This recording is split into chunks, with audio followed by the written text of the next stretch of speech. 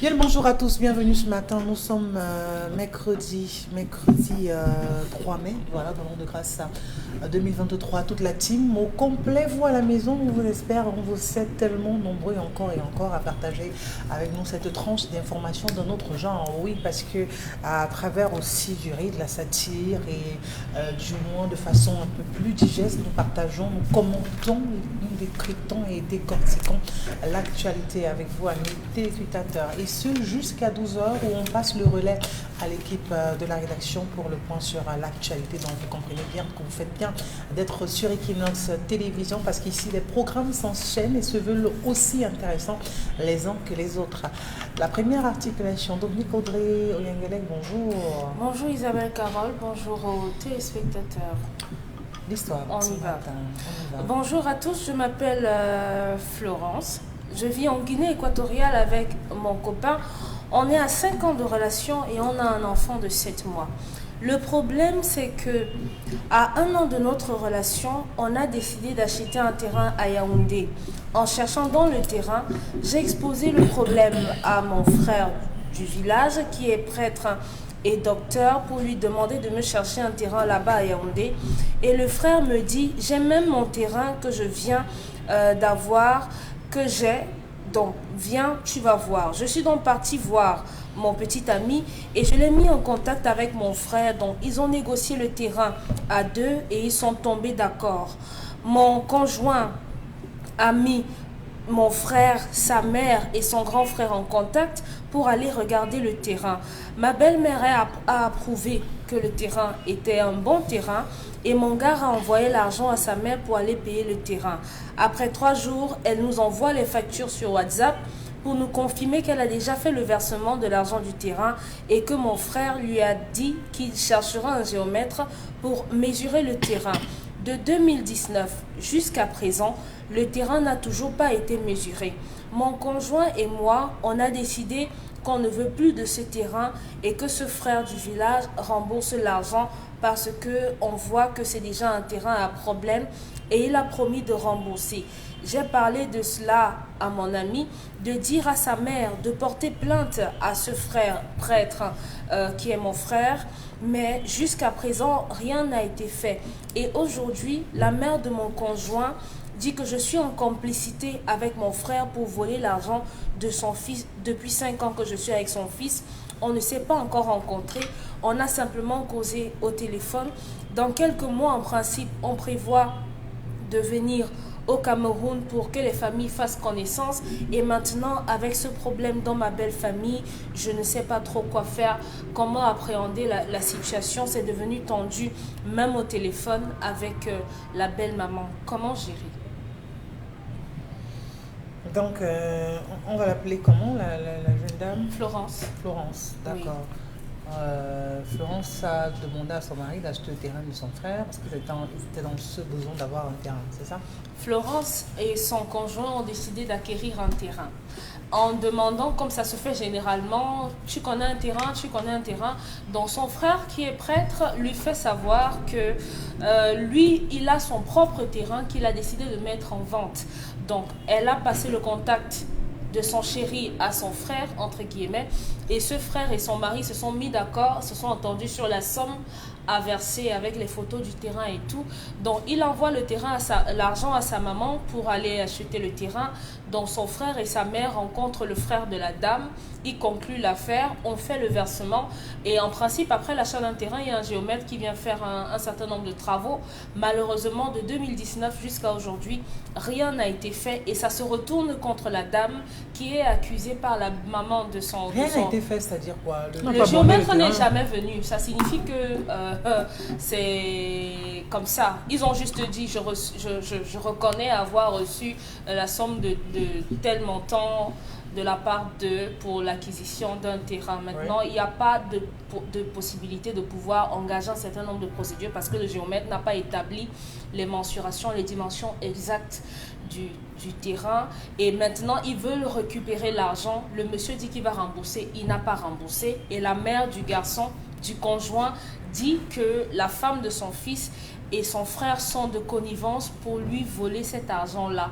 Et maintenant, la dame a peur par rapport à la tension aujourd'hui que son mariage en prenne un coup parce qu'ils sont censés revenir au Cameroun parce qu'ils sont en Guinée équatoriale pour engager les procédures de toquet-porte, de dot et de mariage et tout ça. Comment gérer une situation? Ils ont des enfants ensemble? Un bébé de quelques mois, moins d'1 an. D'accord. Pamela Fomen, comment on fait? On va dire que je comprends, la dame a peur pour l'avenir de sa relation, qu'à un moment donné, on peut simplement qualifier sa famille, elle y compris, d'escrocs, d'être une bande d'escrocs qui sont simplement venus prendre l'argent de du fils de l'autre, quoi, de la maman. Il faut dire que les deux ne sont pas génétiquement liés, hein. C'est un frère du village comme ça. Oui, un frère, c'est un frère. Du moins, il est du côté de la dame. C'est elle qui a recommandé. Oui, c'est elle qui a recommandé. Il est du côté de la dame. Voilà. Il est du côté de la dame. Donc, ça veut dire que quand on regarde qu'il est du côté de la dame, c'est tout. Donc, à ce moment précis, on peut comprendre. Le frère en question est pasteur. Prêtre. Vraiment. Encore les prêtres sur ce plateau. J'ai encore les hommes de Dieu. Non. Est-ce qu'il fallait mentionner? Oui, c'est important. Il fallait faire cette précision. Ça joue au niveau de la crédibilité de la personne, c'est important parce que si c'est une personne comme vous et moi, on peut encore dire que d'accord, elle peut commettre tel autre acte, mais quand c'est un prêtre... Il y a des personnes qui n'ont pas droit à l'erreur. Oui, surtout quand c'est un prêtre, on estime que c'est la personne la mieux placée, c'est l'exemple même à suivre.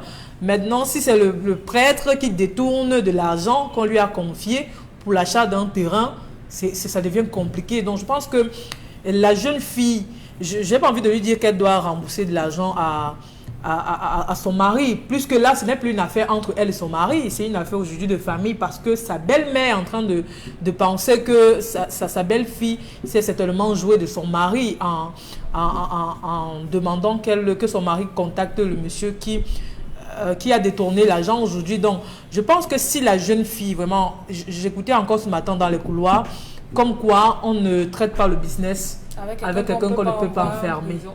C'est clair. C'est-à-dire que si vous traitez un business avec quelqu'un que vous ne pouvez pas enfermer ou envoyer en prison, ne le faites pas. Comme c'est le cas de la dame, c'est son frère, comment est-ce qu'elle va faire pour gérer? Vous pensez qu'elle sera capable d'envoyer ce monsieur en prison? Non, je ne suis pas sûre.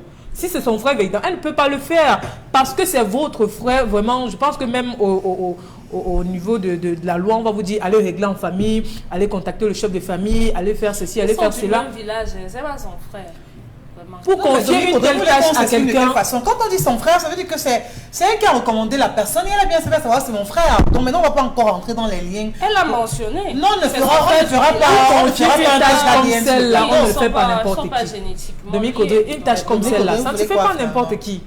Vous ne pouvez pas prendre un montant. C'est mon frère. Vous voulez qu'on rentre encore dans quel genre de jargon? Combien de frères du village ont envoyé leur frère du village en prison? Le frère de sang, on peut ne pas l'envoyer en prison. Mais la dame, même si c'est le voisin, même si c'est le voisin, au moment où vous le dites à votre mari, c'est votre parole. Vous dites à votre mari que chérie, c'est mon frère. On peut lui faire confiance. C'est tout. Il ne veut pas savoir, c'est le frère du village, c'est le cousin, c'est le... Non, il ne veut pas savoir. C'est votre frère. La preuve, c'est que le monsieur, la mère du monsieur n'a même pas dit allons où il y a le terrain, allons voir telle personne, allons. Elle a juste dit que d'accord, voilà l'argent, je te fais confiance parce que tu es le frère de ma belle-fille, je te donne de l'argent et puis il va faire la transaction qu'il faut. De 2019 en 2023, on n'a jamais pu borner le terrain. Qui vous dit que le terrain existe? Ça, je doute aussi. On peut faire... Pardon? Rien ne prouve que le terrain existe. Si on s'en tient seulement aux photos, parce que tout le monde peut faire aller prendre des photos et puis envoyer de l'autre côté, dire que d'accord, voilà le terrain. Personne n'est allé sur le terrain pour véritablement, même aller sur le terrain, il y a des gens qui y vont. Ils passent sur un terrain comme ça, ils disent que voici mon terrain, voilà. Pourtant, le terrain ne lui appartient pas. Donc, ce que je dirais à cette jeune fille, c'est que si elle peut rembourser cet argent, parce que là, ce n'est plus un problème entre son mari et elle, tu précises, parce que sa mère a déjà introduit dans le problème, sa mère estime, et ce qui est sûr, son foyer va prendre un coup, son mariage va prendre un coup. Et la mère va te dire que je ne veux pas que mon fils entre dans cette famille. C'est une famille de malhonnêtes. La preuve, c'est qu'elle contribue à votre bonheur dans la famille. Vous ne pouvez pas vouloir mettre sur pied un projet comme celui-là et le projet est détourné par la famille de la fille pour moi, ce n'est pas une bonne famille. Donc, si la fille peut rembourser le montant à son mari, qu'elle trouve les moyens de contournement, qu'elle dise même que c'est mon frère qui a pris conscience, il a dit que bon, voici l'argent, je remets aujourd'hui, au moins qu'elle le fasse afin qu'elle puisse véritablement s'entendre avec sa belle-mère. Sinon pas, je pense que le problème va perdurer dans cette famille, même après 10 ans, même après 5 ans. On va toujours lui rappeler que cette fille sort d'une mauvaise famille. Comment résoudre que la fille fasse une quête dans sa famille pour donner à son mari? Qu'elle pose le problème dans sa famille. Si le monsieur en question reconnaît que véritablement il a eu de l'argent, parce qu'il y a aussi ça, il peut vous dire qu'il n'a jamais, reçu aucune somme. Même s'il y a des signatures, il y a des personnes qui sont foncièrement malhonnêtes. Elles vont vous dire que non, je ne reconnais pas, je n'ai jamais vu ce visage, je ne connais pas, je ne connais pas. Si la fille alerte déjà la famille, elle dit que d'accord, telle personne a fait comme ça, comme ça, comme ça. Et le monsieur dit que je n'ai pas l'argent. Qu'elle mobilise toute la famille, qu'elle prenne même dans ses réunions. Elle vient donner chérie, mon frère qui traitait l'affaire du terrain, vraiment, j'avoue que c'était difficile, mais au moins il a estimé que comme ça, mettez toujours votre frère devant, qu'on ne ressente pas que c'est vous qui avez sorti de l'argent dans vos poches. Voici ce que mon frère a donné. Vraiment, je veux qu'on passe dessus, je veux plus qu'on traite, je veux plus qu'on parle de ce problème. Le problème est résolu, voici l'argent. Et maintenant, vous confiez la tâche au monsieur, à votre mari, qu'il parte chercher maintenant un terrain, vraiment, qui vous mette à l'écart de cela. Je pense que ça va vous dédouaner de tout. Comment on gère ça en famille, Dominique Audrey? Parce que la dame a son frère de l'autre côté, elle a son mari d'un autre, elle a son mariage également qu'elle devrait pouvoir sauver aussi. C'est-à-dire qu'elle a une image à préserver auprès de sa belle famille, encore que jusqu'ici, la maman du monsieur n'est même pas d'accord de sa démarche à elle et estime qu'elles sont simplement victimes d'une arnaque. Qu'est-ce qu'elle doit faire? Je crois qu'en demandant de commun accord avec son mari, son conjoint, à sa belle-mère, de porter plainte au monsieur, je crois que c'est une bonne chose à faire. C'est une façon intelligente de prouver que vous n'avez rien à voir avec l'argent que le monsieur n'a pas remboursé. Je tiens à ce que ce soit suffisamment clair. Le monsieur n'est génétiquement pas lié à la dame qui envoie l'histoire. Dans notre vie, en grandissant, on s'entoure de gens avec lesquels on peut dire du jour au lendemain: tel est mon frère, on vient de la même contrée, on vient du même quartier, on vient de la même ville, on vient de la même école. Ça ne veut pas dire que parce qu'on vient du même village, parce que c'est mon frère du village, et qu'il fasse quelque chose qui soit répréhensible, on ne le fasse pas. Ce n'est pas une histoire de famille.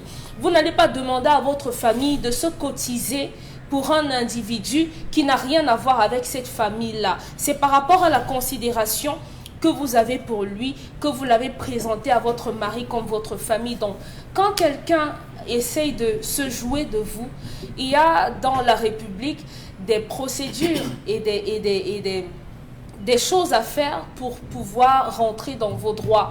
Donc, porter plainte. Les personnes qui sont ici au Cameroun peuvent simplement porter plainte. Il y a les documents qui prouvent que la transaction a été faite. Vous êtes allé sur le terrain, vous avez vérifié l'espace qu'il dit vous avoir vendu parce que le terrain lui appartenait. Vous lui portez plainte.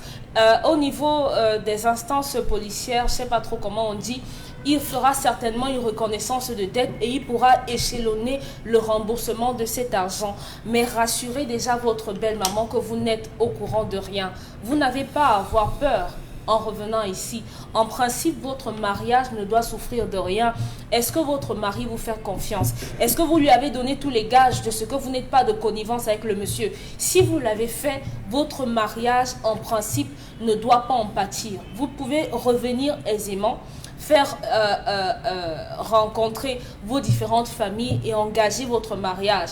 Je ne sais pas si la dame travaille, je ne pense pas que la dame travaille pour être à même de rembourser cette somme qui n'est pas, c'est pas simplement 1 million, c'est plus d'1 million de francs CFA. Comment est-ce qu'elle va faire pour pouvoir rassembler toute cette somme et rassembler au nom de cet homme-là? Vous ne pouvez pas porter cette croix. Si jamais vous prenez sur vous de rembourser cet argent et votre mari se rend compte demain qu'en réalité, ce n'est pas le monsieur qui a remboursé l'argent, mais sa femme, à ce moment, vous confirmerez simplement que vous étiez de mèche avec lui. Donc, la plainte, oui. Maintenant, ça dépend de ce qu'il va dire là-bas, comment est-ce qu'il va rembourser. Ou alors, si vous connaissez la chapelle, l'église dans laquelle il exerce, vous allez pouvoir rencontrer le curé de cette paroisse et poser votre problème là-bas, parce que ici ce n'est pas le prêtre qui célèbre qu'on est en train d'interpeller, mais c'est l'homme sans la soutane en réalité. Donc il doit pouvoir vous rembourser votre argent. Charles, maintenant on est d'accord que c'est quand même une question un peu sensible, parce que l'amour de cette jeune fille est quand même assez exposé, pourrait se fragiliser au fil du temps si ce problème ne trouve pas au plus vite une solution. Comment faire? Par où commencer? Par quel bout? C'est la maman de cette jeune fille qui est du garçon qui est la sorcière. Quel est le rôle des parents? Lorsque l'enfant vous met dans une affaire, quel est votre rôle en tant que parent? Veiller, surveiller, superviser, conclure. Elle a pris de l'argent, c'est elle qui allait faire le versement. Qui avait l'argent de la transaction? La maman. Qui était face à l'individu pour la transaction? La maman et le frère. Alors, on vient prendre la petite fille de Dieu, pourquoi? Mais quand tu dis à la mère, va donner l'argent à Non. X, la maman va donner l'argent à X. Zéro. Vous lui avez déjà donné le OK. Zéro. Dès que votre enfant vous met devant, c'est parce que c'est que vous avez déjà eu l'habitude d'acheter des terrains. On n'achète pas un terrain sur une promesse de vente. Ce qu'ils ont fait, c'est une promesse de vente. C'est le document. Je te vends. Ils sont passés par devant un notaire. La mère n'est pas allée à la conservation pour se rassurer. Est-ce que ce monsieur même a un certificat de propriété? Vous voyez, il y a tellement d'éléments. La mère est naïve, tellement naïve, qu'elle a transposé ses erreurs, ses fautes sur sa belle-fille. La belle-fille n'a aucun problème. Je peux voir une maison qu'on vend. Je vais vous dire, on vend cette maison. C'est à vous. Est-ce que le gars est sérieux? Est-ce qu'il a le document? Est-ce qu'il a le titre foncier? C'est un morcellement. Il y a des questions. Et quand on ne connaît pas, on s'entoure des bonnes personnes. La faute ici, c'est la mère. Qu'est-ce que la jeune fille fait? C'est qui pose le problème? Rien. Rien. Quitte à ce qu'on ne l'épouse plus. Pourquoi on ne va pas l'épouser? Justement, c'est ce qui se passe. Quel est le problème là? C'est des ragots de couloir. C'est des ragots de couloir. Moi j'appelle ça des ragots de couloir. Qu'elle dit à son mari, je te fais confiance. Tu m'as fait confiance. On a trouvé. On a mis maman devant. C'était à maman d'aller. À moins que le mari, c'est-à-dire que la mère lui a fait des remontrances et que le mari a dit à sa mère, paye, non vraiment, paye. C'est bon, oui. j'ai à gérer. Ça peut être ça. Oui. Mais même quand c'est ça, la mère, avec son instinct, son intuition, la finesse, veille toujours. Désolé. Bon, mais quand la même maman dit aujourd'hui à la jeune fille, vous nous avez escroqué, c'est parce qu'elle comprend tout de suite que, voilà, on est mené en pâture. C'est pas, les choses ne se sont pas déroulées telles quelles aussi. La première question que je me suis posée, c'est que est-ce que cette maman est en mariage? Bon, l'histoire ne Voilà. dit pas si la maman est en mariage. Et justement, parce que le fait d'abord, ton fils te donne l'argent, son mari est mort ou il a fait ses enfants comme ça, de prendre, d'aller acheter le terrain sans des garanties, bon, je ne sais pas. Nous vous disons depuis la semaine dernière que le mariage, c'est un problème de groupe. Les familles accompagnent leurs enfants pour les permettre de s'épanouir. Cette maman a tort à 100%. Elle a tort à 100%. C'est-à-dire que elle, même si les enfants lui a dit maman veut acheter ce terrain, c'est à ce moment-là, puisqu'elle sait qu'on peut, sa belle-fille peut être en complicité avec ses frères pour restaurer de l'argent. C'est d'abord ces soupçons-là qu'on commence, qu'on met en premier. avant d'engager quoi que ce soit. On dit, mais cette fille-là, mon fils veut acheter le terrain, c'est elle qui est devant, c'est elle. Elle ne va pas absorber mon fils, mais c'est quel genre de toi voici là. Voilà les questions que les vraies mères se posent. Elle est devant, elle est devant, elle est devant. À peine elle entre, elle est devant. On dit, mais le gars là, c'est même son frère du village. Qu'est-ce qu'il y a même derrière ça? Voilà les bonnes questions qu'une maman devrait se poser. Deuxièmement, même sur le plan du tribunal, votre maman bouffe votre argent, vous ne pouvez pas, il n'y a pas d'escroquerie. Le tribunal, le code pénal camerounais ne connaît pas ça. Donc, vous donnez votre argent à votre papa, votre mère pour acheter le terrain, et dire qu'il n'y a rien acheté. Moi, j'ai bu ça. Voilà, non, c'est pour dire que les parents ont ce pouvoir-là de dire, mon fils, ton terrain là, je ne le sens pas. Puisque la même maman peut dire, je ne sens pas la fille. Je ne sens pas tes relations. C'est elle. Voilà donc la notion de groupe, de famille. Et c'est cette maman qui a tort. Elle a tort, elle n'a pas mis les garanties à côté. Tu viens acheter le terrain, même si c'est un évêque. Il y a ce qu'on appelle titre de propriété. C'est à ce moment que le prêtre dit que non, maman, moi-même j'ai acheté ça chez mon frère. Vous repartez donc chez le frère auprès de qui il avait acheté le terrain. Tout le monde connaît au moins depuis 20 ans. On sait ce qu'il y a dans les litiges fonciers dans ce pays. C'est que non, c'est à Tanganazer qui m'avait acheté le terrain, qui avait, bon, le terrain là, il n'y a jamais eu de litige. Est-ce que quand en achetant, tu étais sûr que, quels sont même les papiers qu'on t'avait donnés quand tu achetais le terrain? Voilà comment on pose les garanties. Parce que tu sais que ton fils n'est pas là. Certaines mamans mettent même le nom de son fils dans les procédures. Donc en fait, c'est les intérêts de son fils qui devait protéger. Elle n'a pas su les protéger. Donc c'est à elle que revient la responsabilité. Le tort lui revient à 100%. À 100%. Pour la fille, comme toi, tu as posé, tu restes tranquille. Tranquille. Il est difficile. Quitte à ce que le mariage ait lieu ou pas. Oui, c'est difficile hein, de prouver son innocence. C'est difficile. J'ai dit, voilà, Isabelle, tu as volé mon livre. Tu n'as pas volé. Tu vas prouver comment que tu n'as pas volé. Puisque tu n'as pas volé. Tu vas prouver ça comment? Donc, c'est ça, c'est très difficile de prouver son innocence. C'est le calme. On reste calme, on laisse gérer la situation. Alors, Dominique Audrey, j'aimerais vraiment pas être à la place de la dame, mais qu'est-ce qu'elle peut dire à son mari pour atténuer? Est-ce qu'il faut simplement qu'il se lance dans une autre logique, celle de pouvoir collecter encore de l'argent pour vraiment se jeter un autre terrain? Est-ce qu'il serait possible à la jeune dame de mettre aux arrêts le prêtre en question? Est-ce qu'il serait judicieux pour elle de retourner au pays, c'est-à-dire de venir au Cameroun même pour 6 mois, le temps de mieux comprendre ce qui s'est passé, que sa belle-mère l'emmène sur le terrain en question, qu'elle puisse regarder, qu'elle puisse même demander aux voisins, parce que moi je sais que quand je viens m'acheter même une parcelle de terre, tu questionnes même 2-3 voisins qui sont autour. Vraiment, dites-moi un peu le terrain, c'est quoi que ce soit.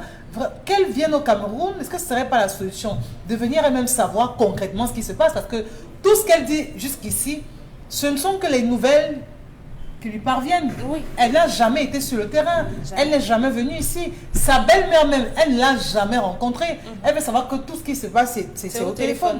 Est-ce qu'il ne serait pas prudent pour eux, du moins pour elle, de faire cette descente-là? Puisque le voyage est prévu pour dans quelques mois, donc de façon certaine... Ça, c'est pour le mariage. Oui. C'est-à-dire que le voyage qu'eux, ils avaient prévu, c'était du genre à venir officialiser pour leur le relation. mariage, oui. De toutes les façons, ils pourraient prendre 1 jour, 2 jours pour pouvoir aller sur le terrain et se renseigner. C'est important de pouvoir le faire.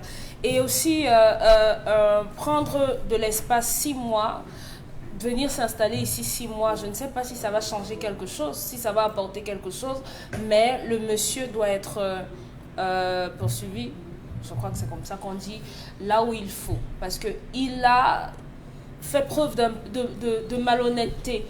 Donc, on doit le poursuivre. Il doit reconnaître sa culpabilité.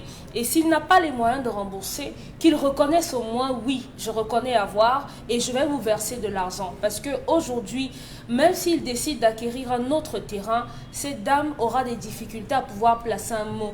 Parce que le jour où elle voudra dire non, je connais un terrain à tel endroit, on dit que tes terrains foireux là, avec les malhonnêtes que tu as, donc à chaque fois qu'on va le lui répéter, ça va créer une sorte de frustration. Donc la dame va devoir faire profil bas pendant un bon moment. Elle ne devra plus parler, du moins jusqu'à ce qu'on puisse régler la situation.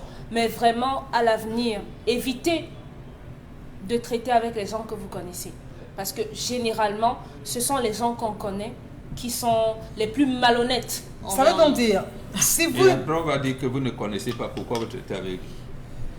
Voilà. Non. Donc, si on est dans une logique d'acheter un terrain en Mangane, on a des connaissances autour de soi, on fait quoi? On demande le titre de propriété. Si la personne qui vous vend le terrain n'a pas de titre de propriété, il vous ramène sur la personne auprès de qui il a acheté. Et là, vous demandez le titre de propriété. C'est par là comment ça se peut. Accepter que... Donc, ça veut dire que peu importe si vous avez des liens ou pas, c'est le processus qui est important. Absolument, absolument. C'est ça l'observation empirique qu'on fait dans la société aujourd'hui. C'est vous qui avez l'habitude de nous dire, mais la société d'aujourd'hui, la société de notre époque, c'est que mon premier fils qui va épouser la première fille de Batou, ils vont construire là-bas alors que les enfants ne sont même pas encore nés. Ils vont retrouver leur terrain. Mais chez vous aujourd'hui, et cela demande, bon, tu m'as dit que le terrain, qui t'a vendu le terrain? C'est elle. Il ne t'avait pas donné, non, on était seulement allé au commissariat. Et tu commences à tiquer. Et qui t'avait, tu es donc obligé de faire ce bien-là pour avoir... Rendez-vous compte qu'aujourd'hui, même les personnes qui sont dans la diaspora ont de plus en plus de mal à faire confiance à leurs frères. Lorsqu'ils ont acquis des lopins de terre ici pour lancer le chantier, on va vous présenter, on vous présente des images de terrain, on vous présente des images de maisons, mais malheureusement, ça ne vous appartient pas. Moi, je connais des gens aujourd'hui, ils préfèrent prendre 2 semaines.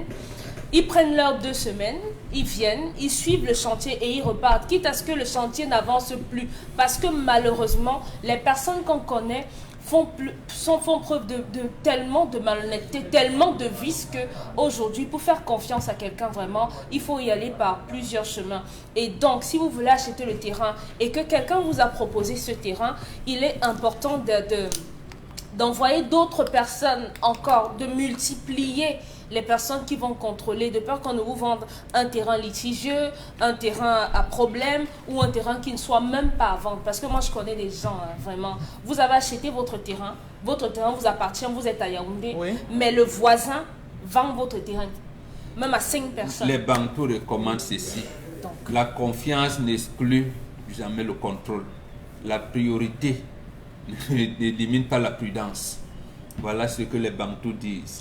La confiance n'exclut jamais le contrôle. Peu importe qui vous présente, donc, qui vous montre le terrain, il est toujours important de pouvoir vérifier. Absolument. La confiance n'exclut jamais le contrôle. Même vous, la priorité n'élimine pas la prudence. Fuyez les gens que vous connaissez. Bon, connaître ou pas connaître. Même connaître pas ou connaître, la confiance n'exclut pas le contrôle. Pamela, prenons les messages. Moi, je crois que ça ne change rien. Quand on connaisse, ça peut, parfois on a des facilités. Lorsqu'on connaît quelqu'un, ça crée des facilités. Les personnes qu'on connaît ont malheureusement la tendance à faire baisser la garde. On se dit non, je connais Isabelle Carole, donc non, soyez moins naïf. Je n'ai pas à m'inquiéter, elle va gérer. Et là, c'est Isabelle Carole qui va... C'est quand même un terrain dont on parle. Ce couple a bien voulu se faire duper. Les transactions relatives à l'acquisition d'un terrain titré doivent avoir lieu devant le notaire. C'est Thomas qui envoie le message. Si le terrain est non titré, c'est non titré là. Dommage. Je ne suis pas d'accord avec ce que la dame a pu faire. On ne peut pas culpabiliser la jeune fille qui est en mariage. Je pense que la responsabilité revient à la mère de ce garçon. Elle n'a pas été du tout vigilante. Il y a des situations imprévisibles, ça peut arriver à n'importe qui et même à n'importe quel moment. On ne fait plus confiance à personne dans cette vie. Merci à vous, Pamela. L'autre arrêt, la colère avec Charlemagne.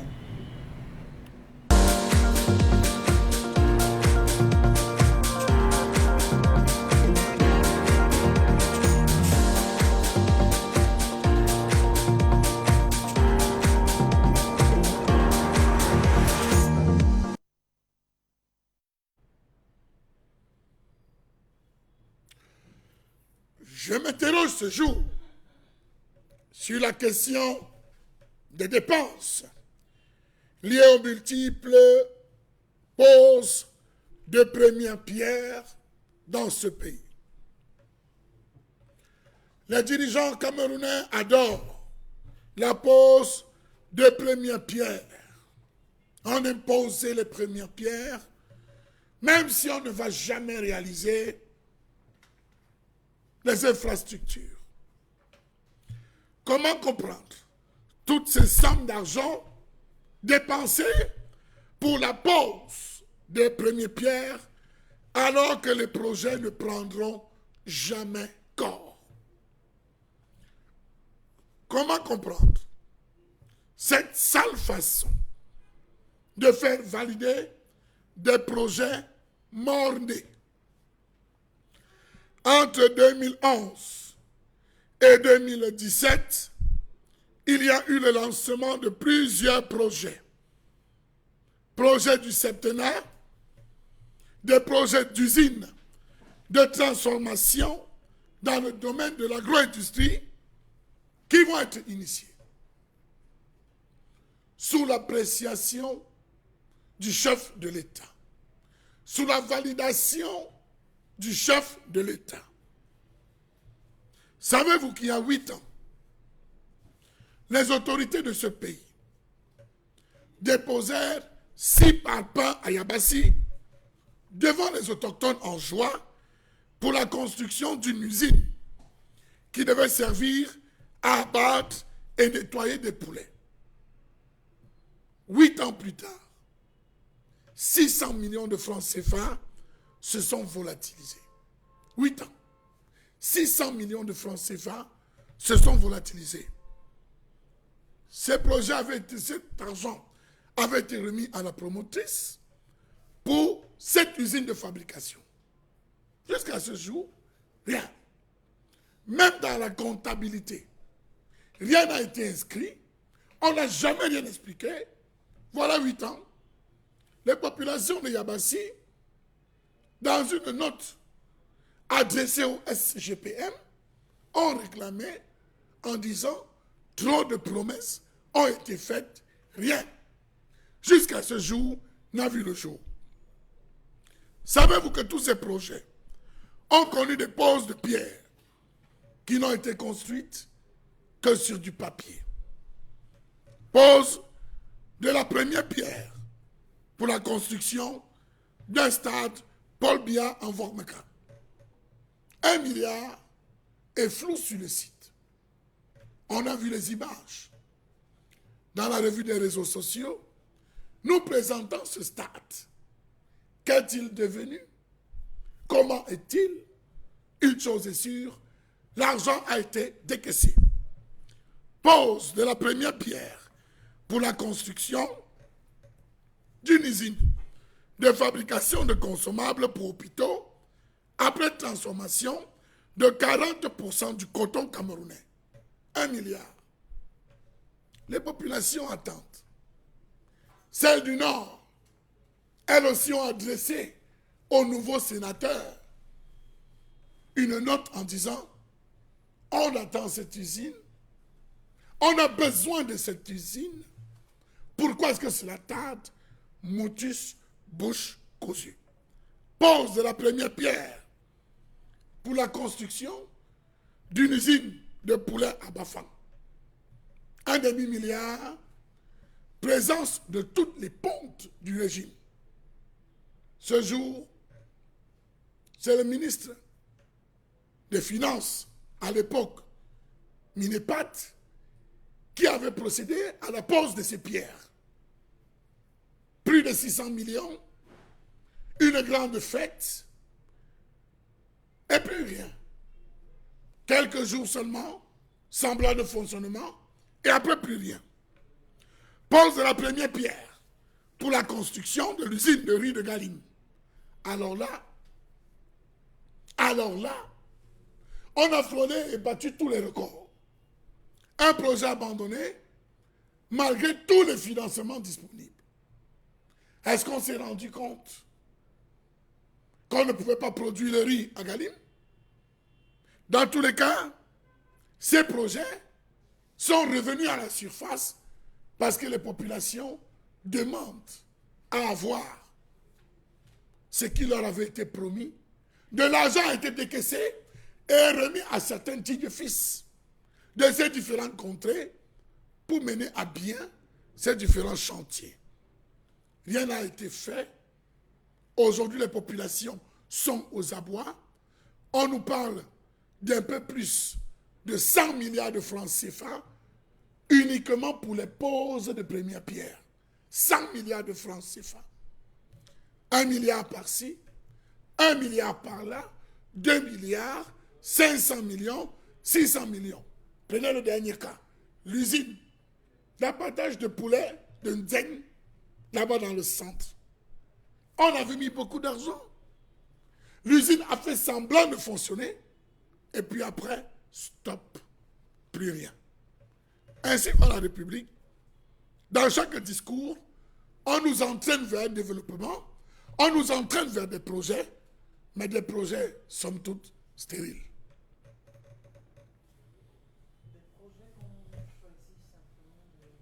Stérile, parce que lorsque vous regardez la maquette quelquefois, vous dites waouh, parce que c'est tellement plaisant de voir la maquette. Sur la maquette, c'est un chef-d'œuvre, vraiment tout y est, toute la structure, toutes les composantes et tout ce qui va avec. Vraiment, il n'y a rien à reprocher lorsqu'on regarde la maquette.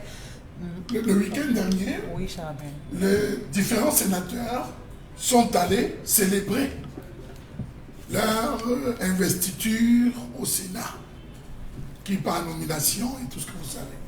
Ouais. À l'Ouest, on a posé des questions aux sénateurs de l'Ouest. Concernant l'usine d'avocats, qui devait voir le jour, concernant l'usine de poulet, il a dit, j'ai pris note, je vous rendrai compte. Ceux du centre et du sud ont eu les mêmes doléances. Et les mêmes réponses. Et les mêmes réponses. Ça suppose que les populations n'ont pas oublié toutes ces promesses. Si par rapport à Yabassi à 600 millions de francs CFA, jusqu'à aujourd'hui rien. L'espace a connu des expropriations. On a dit aux populations, utilité publique, les familles, éloignez-vous, on va faire quelque chose de grandiose. Jusqu'ici rien. 600 millions ont été mis, attendez, vous allez te payer. Aujourd'hui, rien. Loi déjà fait, même si par rapport sont tombés et pas payés, on attend toujours. Alors imaginez-vous, que feront-ils? Bon, Mengan, finalement, est-ce qu'on est même conscient de l'état dans lequel nous sommes? C'est-à-dire qu'on est pratiquement sous perfusion et on devrait pouvoir avoir un minimum de conscience par rapport à cette situation délectaire, si ce n'est précaire. Pose de première pierre, on a tellement d'événements, tellement d'occasions, du moins tellement de ce type d'événements à pouvoir tout le temps parler. Tellement de fonds sont décaissés pour la cérémonie de pose de première pierre et allez savoir ce qui se passe. Allez savoir le budget qui est alloué simplement pour la cérémonie de pose de première pierre. Et on s'attend parce que je ne sais pas si c'est la définition qui pose problème ou sont eux qui refusent de comprendre ou alors c'est simplement fait exprès. Parce que vous n'allez pas poser une pierre et aller dormir sur vos lauriers. La première pierre, c'est simplement pour annoncer le démarrage, l'effectivité, la réalisation du dit projet. Mais s'il faut poser une pierre, on s'en va faire 20 ans. Le projet s'évanouit. Les personnes qui pilotent le projet, parfois décèdent même par la suite. L'argent a été décaissé. Les herbes qui se retrouvent désormais à une certaine hauteur. Le site qui devient finalement difficile d'accès, qui est parfois utilisé pour d'autres fins, soit qui sert d'abri aux brigands, soit qui sert d'abri aux animaux, à des bêtes de toutes sortes. À la fin, qu'est-ce qu'on fait? D'abord, la colère de Charles Hamel de ce matin m'a inspiré une thèse que je vais donner à ma fille qui fait sociologie économique, une thèse de doctorat. Projet abandonné sous le renouveau, étude exégétique du paradigme managérial au Cameroun depuis 1982. Projet abandonné sous le renouveau, étude exégétique du paradigme managérial du Cameroun depuis 1982. Ma fille doit faire des recherches sur ça. Parce qu'en fait, autant on étudie le silence du renouveau, autant on doit étudier les projets abandonnés. Pourquoi projets abandonnés? Qu'est-ce qui est vraiment dans l'esprit de nos gouvernants? Le fait pour imaginer une telle logique de faisons, on va perdre quelque chose en Konsamba, on perd quelque chose, ça n'aboutit pas. On va à, comment on dire, dans le Noun, on dit l'usine de tomates va moins, et rien ne marche. Le lycée d'Mbopi, on n'a jamais vu. Bon, c'est terrible quand même, hein, c'est terrible. Mais c'est un choix managérial pour tromper les populations. On vous dit, grandes ambitions, priorité des priorités, infrastructures routières. On pose, rien ne marche. Non, ça devient compliqué ce pays. Donc, il faudrait donc, de mon point de vue, qu'on soit en mesure d'observer les mêmes choses et dire que plus jamais la navigation à vue. Parce que on risque d'être complice d'une situation. Parce qu'on vous dira, oui, Memvele, c'est pour améliorer l'offre électrique. Et il n'y a pas d'offre électrique. Et on savait au départ qu'il n'y avait pas, que Memvele allait assécher pendant la saison. Donc, quand nous avons des lycées agricoles de Yabassi, où sont les premiers bacheliers agricoles? Ils sont où? Ils sont introuvables.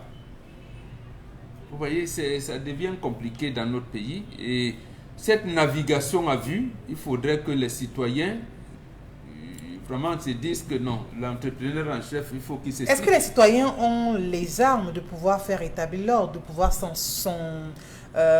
répertorier tous ces projets qui sont toujours en gestation, on ne sait pour combien de temps, de pouvoir faire savoir cela à qui de droit et de voir les lignes quand même bouger, passer à...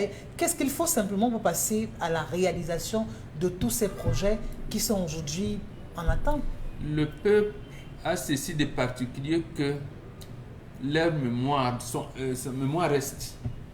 La mémoire du peuple reste. C'est d'ailleurs pour cette raison que nous autres, on a pu hériter de ce qui se faisait au 1000 ans avant Jésus-Christ. La mémoire reste. Le problème, c'est la peur. Est-ce qu'on parviendra à vaincre la peur? Je suis d'ailleurs très content que les gens commencent à dire aux sénateurs. Ça veut dire qu'ils ont compris maintenant que les sénateurs perpétuent l'action des conseillers municipaux. Ça veut dire que les députés, eux, peuvent l'entendre les lois. Donc, vous les sénateurs, puisque vos électeurs sont des conseillers municipaux, oui. Bon, sachez donc que ici au village, voici les problèmes que nous avons. Reportez-les en haut. N'oubliez pas de dire au chef de l'État qu'il nous avait fait telle promesse, telle promesse, telle promesse, telle promesse. Comme ça, de fil en aiguille, comme ça aujourd'hui également, c'est la journée de la liberté de la presse. Donc, il faut donc que la presse puisse répertorier et redire au peuple que non, nous qui avons pour mission de vous dire la vérité, c'est que voilà ce qu'on vous avait promis.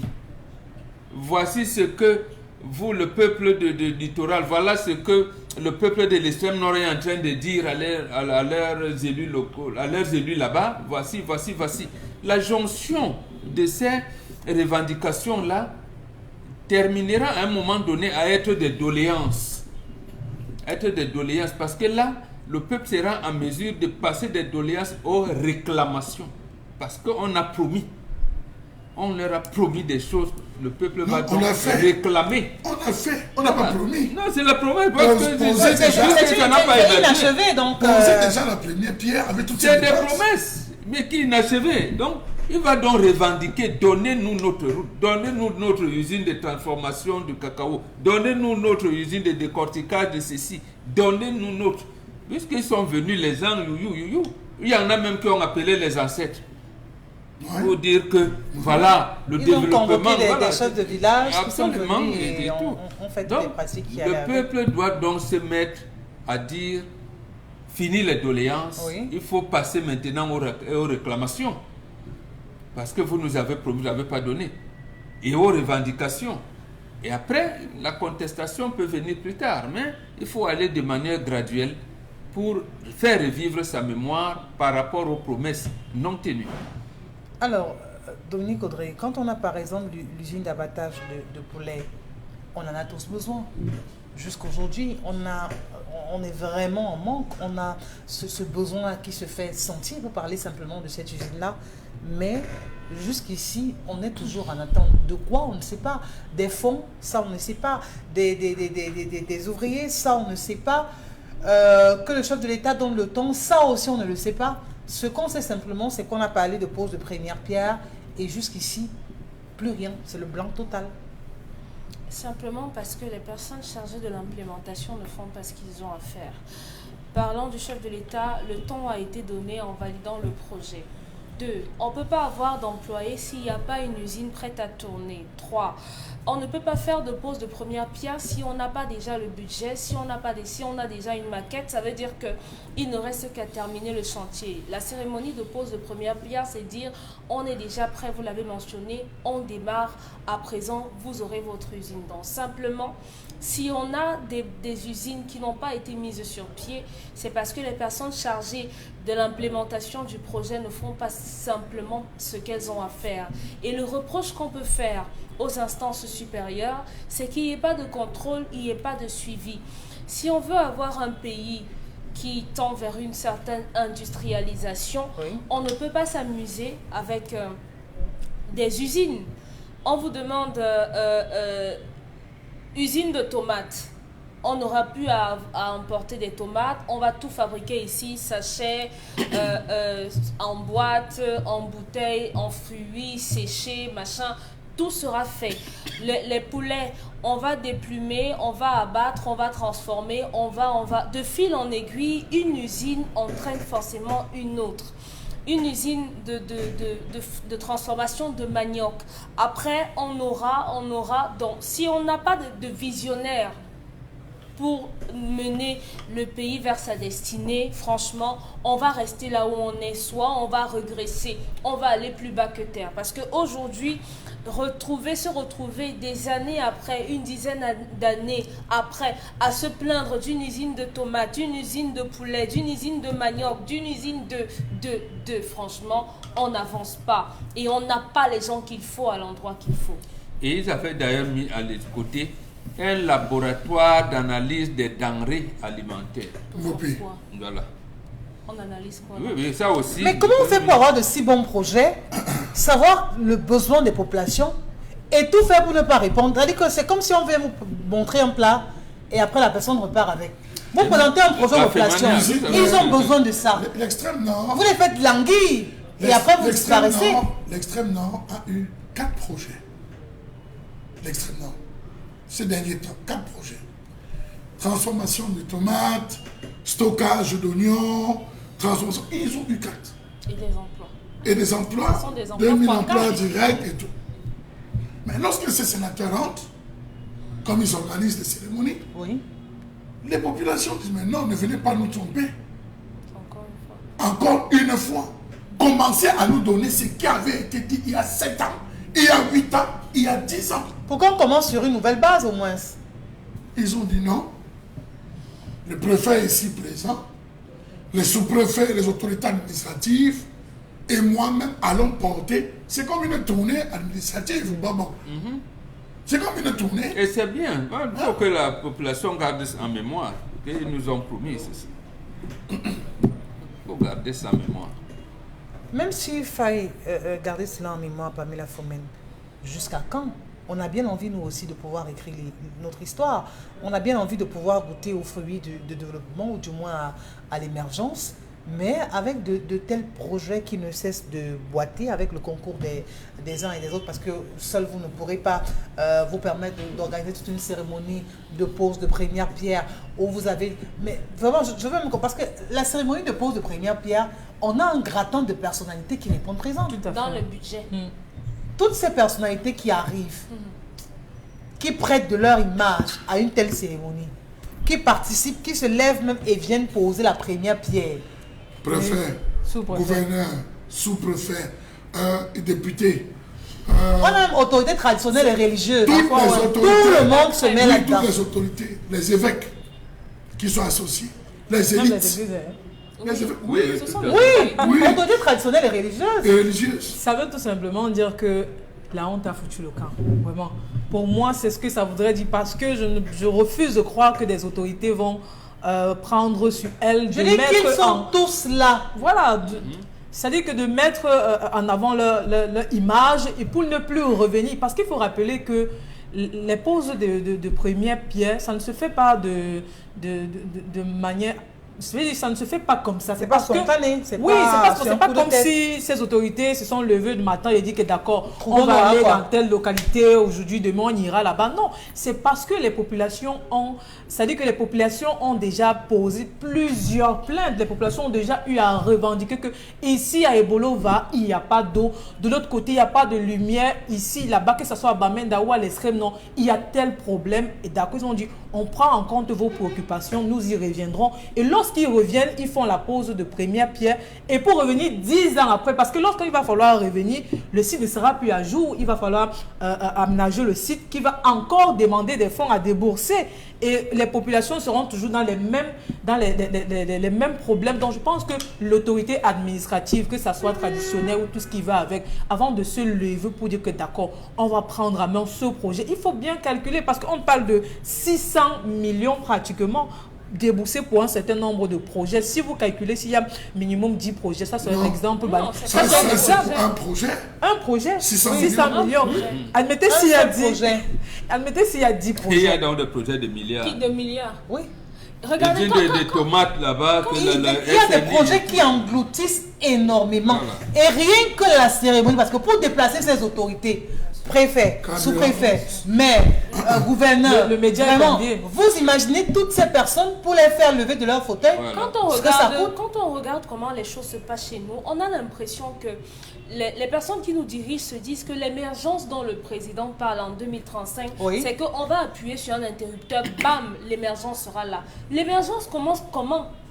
C'est aujourd'hui avec des usines qui commencent à prendre corps.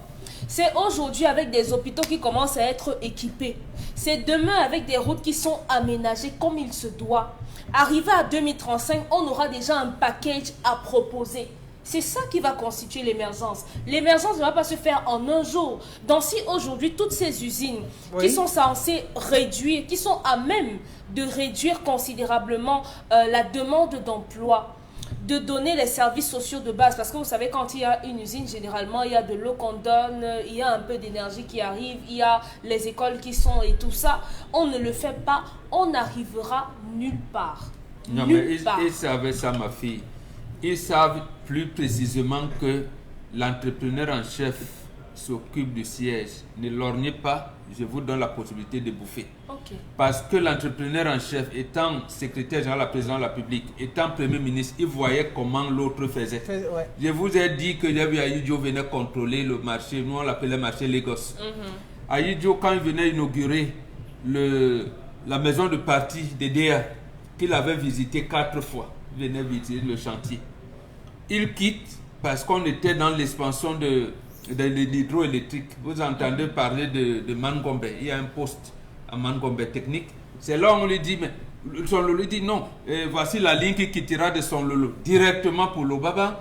Voici la ligne qui quittera de son Lolo directement pour Boumyébel. Il dit non, le nom l'a enlevé, moi ça. Boumyébel n'a rien. Bon, on dit Ndjongkong, c'est un village voisin en fait, mais le poste n'est pas là. Oui. Voilà. Voici la ligne qui ira de son Lolo directement pour, je pense que c'était un Makenene. Il a dit, bon, l'autre là pourra attendre, parce qu'il fallait diviser les lignes pour... Voilà comment quelqu'un... Lui-même, il dit, l'autre l'a laissé. L'Ouest, on verra plus tard.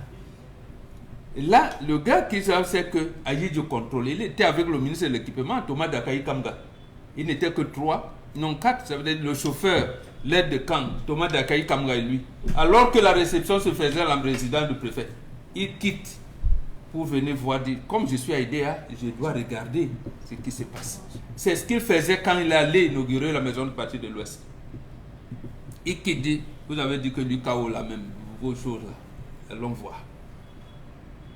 Il prenait nos croyants et dit, voilà comment il faisait. Mais avant qu'on ne finisse la construction, il vient regarder. L'agent Béab de Kongsamba, la même chose. Qu'on fait une veille. Il vient. Il dit au ministre, au gouverneur ici, je ne sais pas si c'était Medjo Akono, Monsieur le gouverneur, laissez, hein, je suis venu moi aussi regarder les choses. Vraiment inutile de venir. Voilà, il prend son hélicoptère, il atterrit là, à la base d'artillerie sol-sol de Konsaba. Et c'est ce qui manque dans aux autres, Charles. Mais ça veut dire qu'ils s'en tiennent simplement et au rapport. il va même regarder le lycée de Manengumba, disant mais... Yabassi, Ils s'en tiennent simplement au rapport. Yabassi a eu 35 projets. Sur 35 projets, avec pose de première pierre, on n'a réalisé que 3. Le sud ou l'est, si vous voulez, j'englobe, ils ont eu presque 40 projets. Sur 40 projets, on n'a réalisé que 13. Sur les 13, il n'y a que 3 qui fonctionnent. Alors, de 2011 à 2023, regardez l'argent gaspillé. Seulement pour 2 zones. Je vous épargne l'ouest. Je vous épargne le littoral. C'est quand même grave. Des individus ne se nourrissent que des poses de première pierre. C'est un projet. Commission d'examination. Vous allez vous rendre compte, ces zones sont abandonnées. Les familles, voyant que les zones sont abandonnées, qu'on est venu faire le leur, reviennent récupérer leur terre. Cède à Pamela, cède à l'autre. Demain, on se lève en disant non, non, non, c'est un projet de l'État, il y avait un projet ceci, expropriation. Mais regardez dans quoi on est en train de mettre les populations. Pire encore, une fois qu'elle libère même l'espace, l'espace en question n'est pas exploité. Donc elle se retrouve à la belle étoile sans être indemnisée et le terrain reste vierge. Voilà. La suite, tout de suite. Parle-moi.